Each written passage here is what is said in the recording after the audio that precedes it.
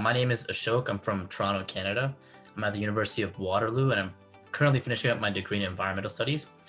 And so, yeah, I just applied to the Think Pacific virtual internship, and I'm really glad to have that experience. And I got a lot of value and networking opportunities out of it. And I'm just really grateful to be here and share my experiences with you guys. So I guess the reason why I decided to apply for the internship in the first place is just I want to get accustomed with the whole virtual remote learning, especially in these uncertain times during the COVID and pandemic. I think we're going to see a lot more of these remote learning opportunities and remote working opportunities.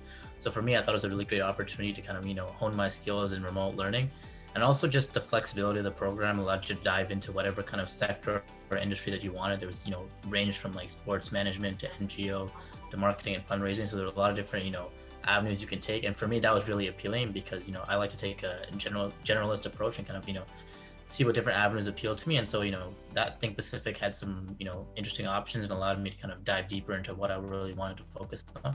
So I ended up working in the NGO management department, and so I ended up working for Think Pacific, the organization, and I worked on their carbon offset project. And so the reason why I decided to choose that project is because my background's in environmental studies and sustainability, and especially with like prior to COVID, travel is a huge part of Think Pacific's operation, and carbon offsets are a huge way to kind of offset emissions from travel.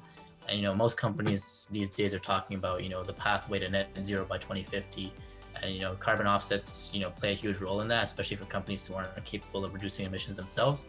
And so this was a great way to kind of learn more about it, as well as help implement some real strategies specific to the Fiji and Fijians who are located there. There's a lot of highlights, especially I was really excited just to start and throughout the whole process. But I think the highlight was I think just having ownership over that project. Just being able to go in and find what interests me, selecting it, and then being able to talk with my mentor about it. Seeing what are some different avenues other people have taken, some looking at different examples, and then being able to like really start from the ground up, doing research on Fiji, doing all the groundwork, and talking to different people, doing research, reading papers, and being able to build that foundation so I become an expert first, and then really building on that, making the project my own, from developing a strategy, like a baseline strategy, to a marketing strategy, to implementation strategy.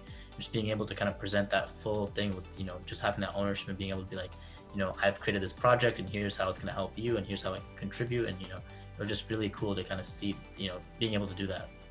And then there's also the community that they have with Think Pacific. Everyone's on Slack, everyone's on the network, just talking to each other, sharing suggestions, having coffee chats. So it's good to bounce ideas off one another, and you really learn and explore how it is you plan to implement those projects, and where you can find your niche and really hone in on those skills. So I think it wasn't too much of a challenge. It was a good challenge, I guess.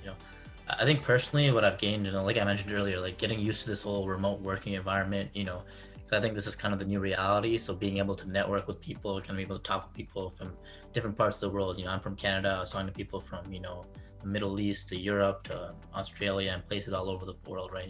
And so just learning how to kind of incorporate those perspectives, how to kind of communicate with different kinds of people, and just overall just how to kind of work in that that globalized world that we're living in, and taking advantage of every opportunity that you get. One part that I really enjoyed personally is like the amount of resources and materials that they gave you, like just about Fiji and Fijian culture. And I thought they did a really good job of providing a lot of information from different perspectives, live videos and different speakers who gave you that kind of that in-person experience of what it's like to be in Fiji. So even though you weren't there, you were still kind of there.